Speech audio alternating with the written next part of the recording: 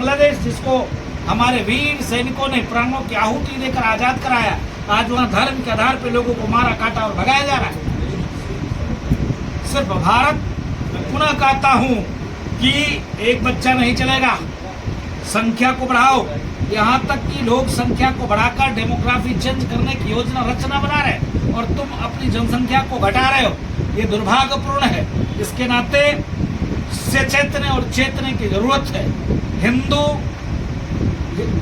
सनातन संस्कृति भारत में संविधान तभी तक लागू है, मैं पुनः कहता हूं, मैं किसी को डरा नहीं रहा हूं। भारत में संविधान की प्रक्रिया तभी तक चल रहा है जब तक हिंदू बहुसंख्यक है।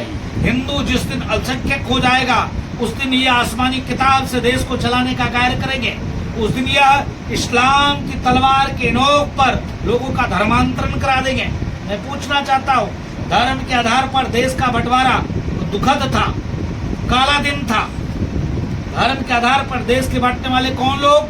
नेहरू और गांधी जी। गांधी जी ने कहा था कि हमारे लाश पर भारत का बंटवारा होगा, लेकिन उनके लाश पर बंटवारा नहीं हुआ। उनके जिंदे सामने में नेहरू जी के नेतृत्व में देश का बंटवारा हुआ। दुर्भाग्यपूर्ण था। हम लोगों तो बंटवारा की नहीं मांग किया था, लेकिन उन लोगों ने बंटवारा भी किया। उसके बाद हमारी जमीन को कब्जा करके हिंदुस्तान में रहने का कुचक्र भी किया। आज हिंदुस्तान को बांटने की साजिश पुनः करे, सनातन संस्कृति को मिटाने की साजिश पुनः करे। इसके नाते मैं पुनः निवेदन करूंगा कि सनातन को मजबूत रखने की जरूरत है। जाति पाति पंथ मजहब से हटकर गर्व से कौम हिंदू है, गर्व से कौम सनातनी है। हम सब एक हैं, एक साथ कार्य और काम करना चाहिए। अभी तत्काल में देश के यशस्वी प्रधानमंत्री जी ने कहा, तत्काल में भी उन्होंने कहा है कि कांग्रेसियों को देखिए कितनी प्रसन्नता होती कि हिंदुओं को जाति में बांटने का। कभी कांग्रेसी ये नहीं कहा कि मुस्लिम कौम में भी 17 फिरके और 1600 जातियां होती है। कभी उसका नाम बताया क्या? कभी उसकी जाति जनगणना की बात किया गया? सिर्फ हिंदू हिंदू हिंदू। और जिस धर्म से ताल्लुक रखती हैं सोनिया एंटो रोमैनो, कांग्रेस के मुखिया राहुल बाबा, वो ईसाई धर्म है। ईसाई धर्म भी 1400 जातियां हैं। कई उनके यहाँ मत और मतांतर हैं। कभी उस पर चिंता होती क्या? उस पर बहस होता क्या? हिंदू के लिए क्या तो जाति जनगणना करो, कौन कितने जाति का है, हिंदुओं की तोड़ने की साजिश होती है। और देश के यशस्वी प्रधानमंत्री जी ने उसकी चिंता जाहिर किया। इसके नाते आप देखिए भी तत्काल की चुनाव हुई है। कहा हरियाणा और जम्मू कश्मीर, प्रधानमंत्री जी ने पूरी ताकत लगा दी कि आतंकवादियों के हाथ से, जम्मू कश्मीर के बच्चों के हाथ से ग्रेनेड जमा करा दिया जाए, उनके असलहे जमा करा दिया जाए, उनको लैपटॉप और कंप्यूटर और चिकित्सा शिक्षा से मजबूत किया जाए। और उन्होंने किया भी। फिर भी वोट मोदी जी को नहीं दिया। आतंकवादी का बच्चा कितनों भी आप सुधार करोगे वो राष्ट्रवादी नहीं हो सकता है। उसके अंदर विष जहर, भाई मलेच्छ होते थे ना, भाई राक्षस होते थे, देवता और दानव होते थे ना। तो आज यह सब लोग मलेच्छ हैं, दानव है, क्योंकि मानवता के पुजारी नहीं है, दानवता के पोषक है, दानवता को साथ लेके चलने वाले लोग हैं। इसके नाते जाति में बंटना बंद करो।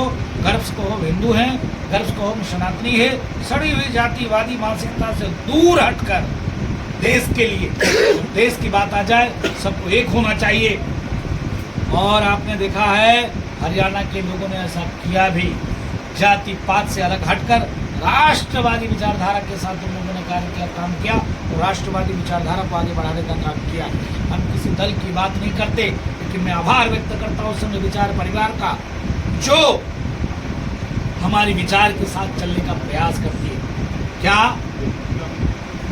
तमाम दल हैं हिंदुस्तान में, क्या उसमें कोई हिंदू नहीं है?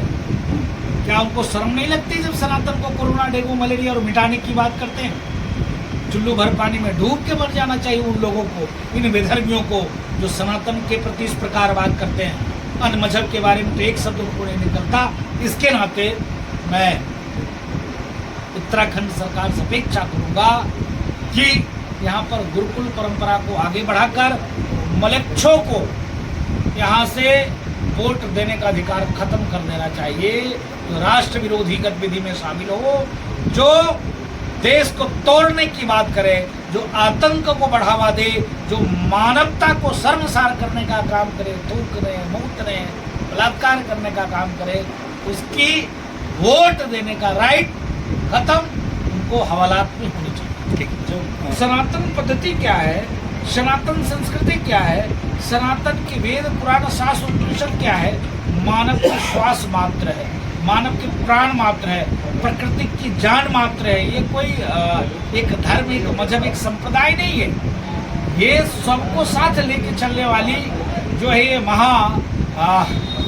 एक शक्ति है, जिसमें सबको समाहित करके सनातन चलता है। जिसके नाते एक गुरुकुल परंपरा में निवेदन करता हूँ यहाँ के सरकार से कि गुरुकुल परंपरा इनको शुरुआत करनी चाहिए, और जब गुरुकुल परंपरा शुरुआत करेंगे तो गुरुकुल परंपरा में शास्त्र और शस्त्र दोनों की शिक्षा दी जाती थी।